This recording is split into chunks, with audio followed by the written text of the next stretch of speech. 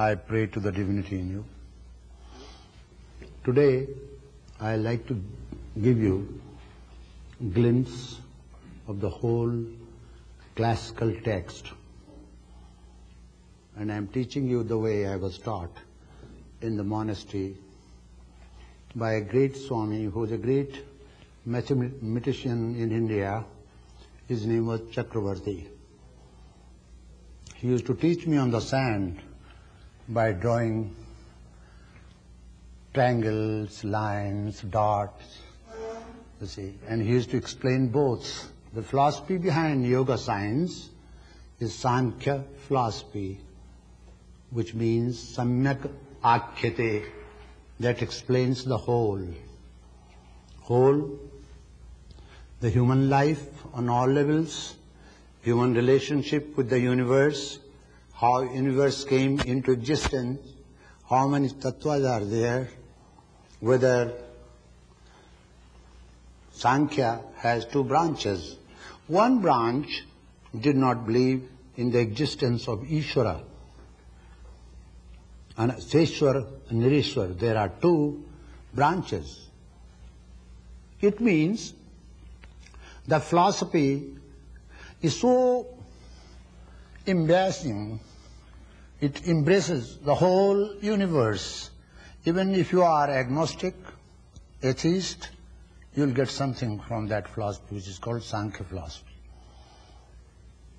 The science today has its root on the mathematics. Mathematics is a science which is called positive science. Without mathematics, no science can survive.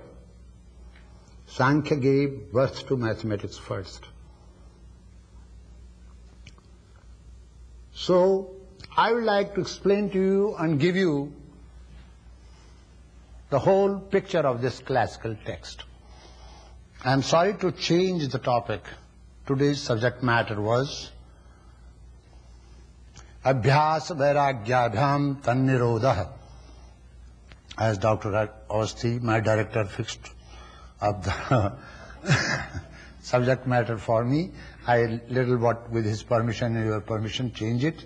First, you understand this one, it will be easy for you to understand anything in the text. Now, Yama, Niyama, Asana and Pranayama, these first four rungs are called Hatha Yoga.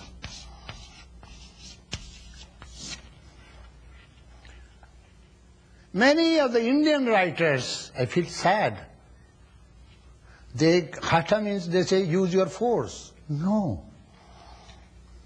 There is nothing like violence in yoga anywhere. You see, you don't have to overdo, pull your muscle and then suffer. Some teachers use their force, put their knees on the spinal column of the student. That's crude.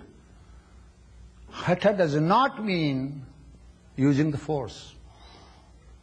Ha and tha, words are abbreviation, letters are abbreviation of the words hakaram, thakaram. Hakaram is moon, thakaram is sun. There are two breaths. They are used for these two breaths. That's why it is called Hatha Yoga.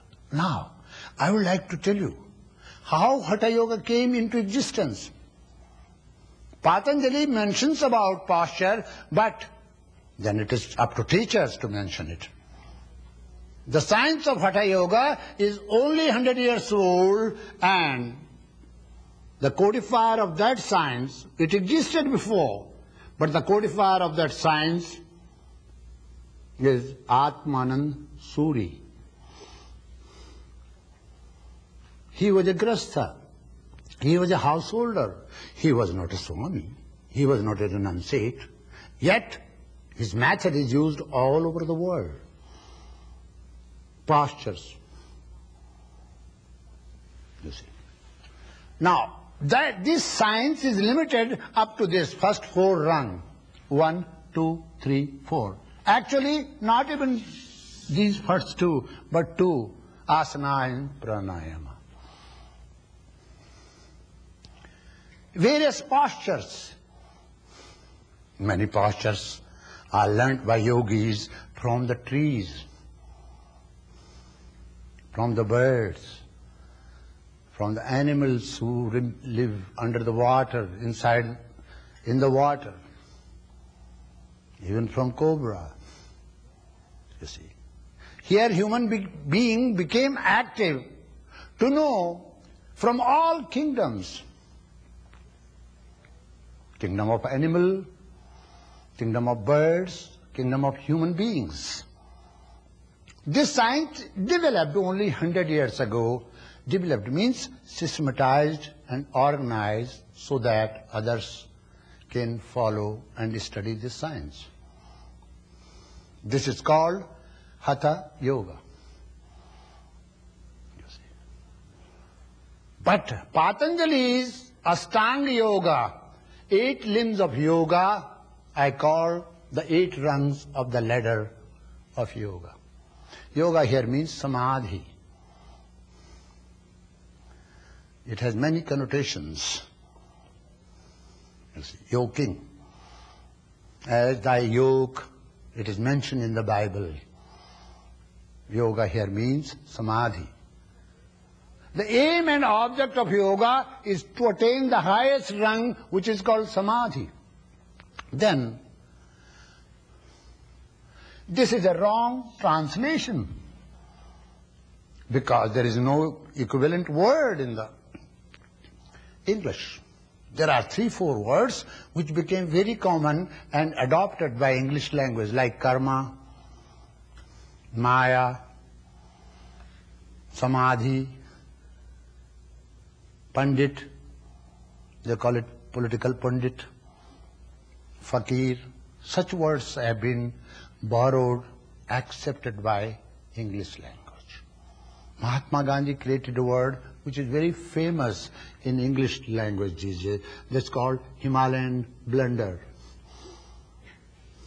Himalayan blunder means Himalayas are the highest mountain, and when you commit blunder, that is not small. The highest of blunder is that blunder is as high as Everest mountain. So he calls it, it's a Himalayan blunder you have committed.